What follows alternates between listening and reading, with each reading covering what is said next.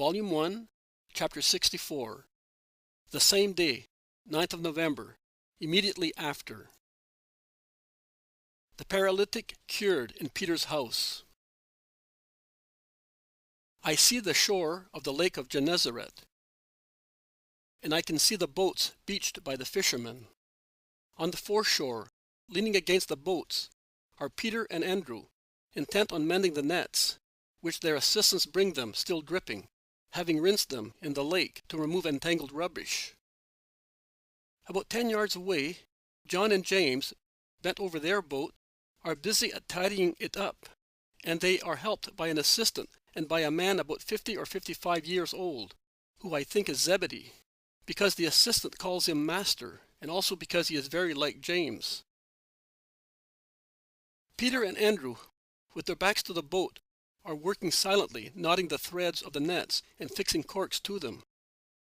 Now and again they exchange a few words about their work, which, as far as I understand, has not been profitable. Peter is sorry about it, not because of the loss of profit or the unprofitable work, but he says, "I am sorry because, what shall we do to feed these poor people? We receive only occasional offerings, and I am not going to touch the 10 pieces of silver and the 7 drachmas we collected during the last 4 days. Only the Master can tell me to whom and how that money is to be given. And he will not be back here until Sabbath.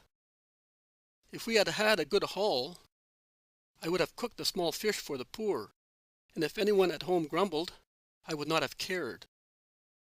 Healthy people can find food for themselves, but sick people. Above all, that paralytic. They have already traveled so much to bring him here," says Andrew. "Listen, brother. I think we can't remain divided like this, and I don't know why the Master does not want us with him all the time. At least, I would not see these poor people whom I can't help, and if I saw them I would say to them, 'He is here.' I am here!" Jesus has come near them, walking quietly on the soft sand. Peter and Andrew start. They exclaim, "Oh, Master!" and they shout, "James! John! The Master! Come here!" The 2 brothers rush toward them. They all draw close to Jesus. Some kiss his tunic, some his hands, and John dares to encircle his waist with his arm and lean his head on Jesus' chest. Jesus kisses his hair. "What were you talking about?" "Master, we were saying that we would have liked to have you." "Why, my friends?" "To see you and love you seeing you, and also because of some poor and sick people. They have been waiting for you for over 2 days. I did what I could. I put them over there. See that hut in that wasteland? Over there, the handicraftsmen repair their boats. I sheltered there a paralytic who has a very high temperature, and a little boy who is dying in his mother's arms. I could not send them away to look for you. You did the right thing. But how have you been able to help them, and who brought them here? You said they are poor." "Yes, Master, they are. Rich people have horses and carts. Poor people have only their legs. They cannot come looking for you as fast as they would like. I did what I could. Look, here are the offerings I have received. I have not touched anything. You will do that." "Peter, you could have done that too." "Certainly, my dear Peter. I am sorry that you should be reproached and have extra work because of me." "No, Lord. You must not be sorry about that. It is no trouble for me. I am only sorry I have not been able to be more charitable. But believe me, we have done all we could." I know you have worked and in vain. But if there is no food, your charity remains, alive, active, and holy in the eyes of God. Some children have rushed around them shouting, "The Master! The Master is here! Here is Jesus! Here is Jesus!" And they draw close to him, who caresses them while speaking to his disciples. "Simon, I am going into your house. You will all go and tell the people that I am back, then bring me the sick ones." The disciples go away quickly in different directions. But the whole of Capernaum knows that Jesus has come, thanks to the children who are like bees swarming from the beehive to the various flowers, in any case to the houses, the streets, and the squares. They come and go rejoicing, informing their mothers, passers-by, old people sitting in the sun, and they run back to be caressed by him who loves them. One of them, a daring boy, says, "Speak to us and for us today, Jesus. You know we love you, and we are better than men." Jesus smiles at the young psychologist and promises, "I will speak just for you." And followed by the children, he goes into the house and enters pronouncing his usual greeting of peace. Peace to this house. People crowd into the big room at the back of the house, which is used as a store for nets, ropes, baskets, oars, sails, and provisions. Peter must have put it at Jesus' disposal, because everything has been piled up in one corner to make room. The lake cannot be seen from here. Only its gentle lapping waves can be heard. Instead, one can see the low greenish wall of the kitchen garden, and the old vine and the leafy fig tree. There are people even on the road, as they pass from the room into the kitchen garden and hence onto the road.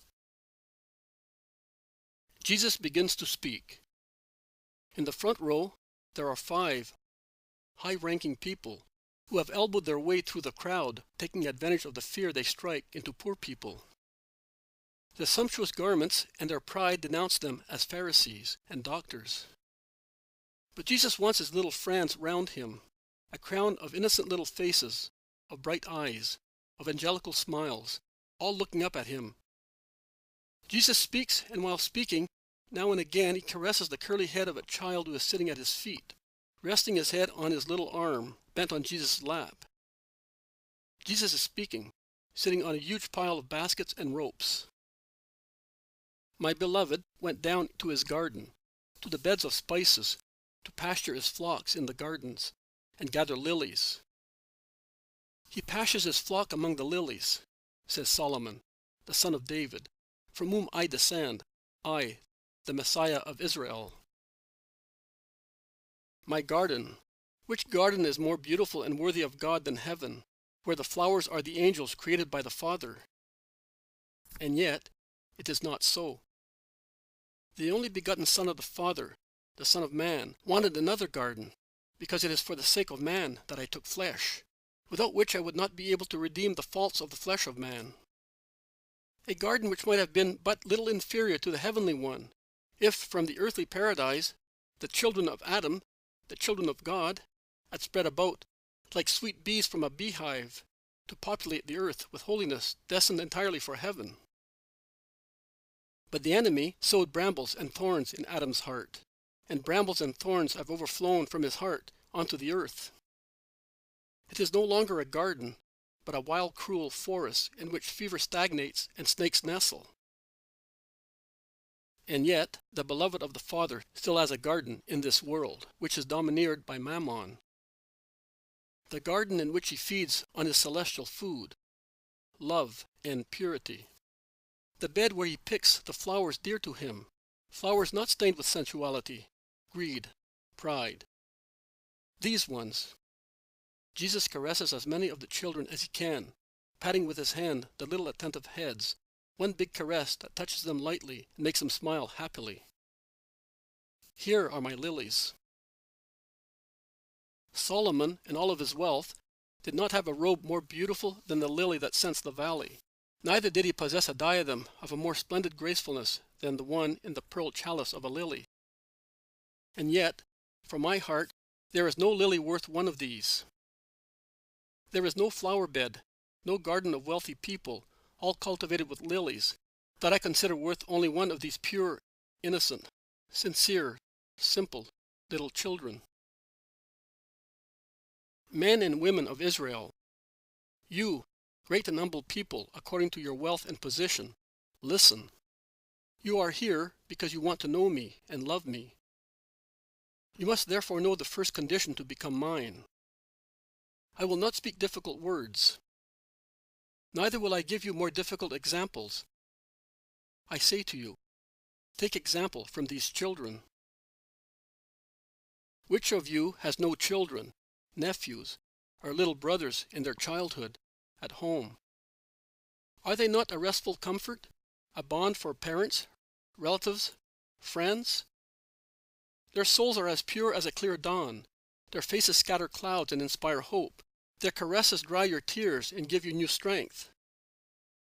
Why is there so much power in them, although they are weak, defenseless, and still unlearned? Because they have God in themselves. They have strength and wisdom in God. The true wisdom. They know how to love and believe. They know how to believe and want. They know how to live in such love and such faith. Be like them. Simple, pure, loving, sincere, faithful. There is no wise man in Israel greater than the smallest of these children, whose souls belong to God, and his kingdom belongs to them. Blessed by the Father, loved by the Son of the Father, flowers of my garden, may my peace be with you and with whoever will imitate you for my sake. Jesus has finished. Master, shouts Peter amidst the crowd, the sick people are here. 2 of them can wait until you come out, but this one is crushed amongst the crowd, and he cannot stay here any longer. It is impossible for us to come in. Shall I send him back? No, lower him down through the roof. You are right. We will do that at once. I can hear them shuffling on the low roof of the big room, the terrace of which is not built of cement, as the storeroom is not really part of the house. The roof is formed with branches covered by chips of stone like slate. I do not know what stone it is. They make an opening through which, by means of ropes, they lower down the little stretcher on which the patient is lying. It is lowered in front of Jesus. The crowds throng closer to see. Both you and who brought you have great faith. Oh, Lord, how could we not have faith in you? Well, I say to you, son, he is a very young man. Your sins are forgiven. The man looks at him, crying. Perhaps he is somewhat disappointed because he was hoping to be cured in his body. The Pharisees and doctors whisper something to one another, turning up their noses, foreheads, and mouths in disdain. Why are you muttering more in your hearts than with your lips? According to you, it is easier to say to the paralytic, your sins are forgiven, or get up, take your little bed and walk away. You think that only God can forgive sins, but you cannot answer which of these is greater, because this man, whose whole body is lost to him, has spent a lot of money without being cured. And he can only be cured by God. Now, that you may learn that I can do everything, that you may learn that the Son of Man has authority both over bodies and souls, on the earth and in heaven, I say to him, get up, pick up your bed and walk. Go home and be holy. The man jerks, he shouts, stands up. He throws himself at Jesus' feet, kisses and caresses them. He cries and laughs, and his relatives and the crowd do likewise. The crowd divides into 2 to let him pass, as if he were triumphant, and they follow him rejoicing. The 5 resentful men go away, conceited and as stiff as sticks. And so the mother can go in with her child, a little emaciated babe, still unweaned. She holds them out in her hands, saying simply, Jesus, you loved them. You said so. For your love and for your mother. And she weeps. Jesus takes the suckling, who is dying. He presses him against his heart, For a moment he holds the little wan face with its little violet lips and its eyelashes already closed against his mouth. Only one moment thus. When he removes them from his blonde beard, the little face is rosy. The tiny mouth smiles vaguely as infants do. His little eyes look round bright and inquisitive. His little hands, which were before lifeless, ruffle Jesus' hair and beard. And Jesus smiles. "Oh, my son!" shouts the happy mother. "Take him, woman. Be happy and good."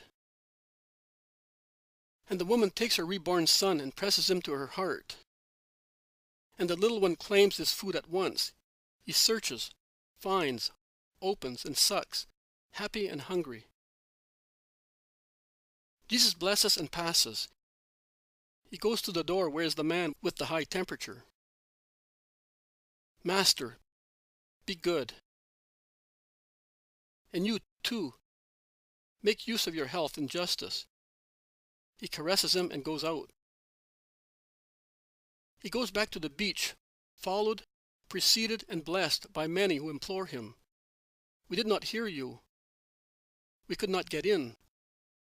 Speak to us also." Jesus nods assent, and as the crowd press him to the point of suffocating him, he gets into Peter's boat. But it is not sufficient. The siege continues. Set the boat afloat and move away a little. The vision ends here.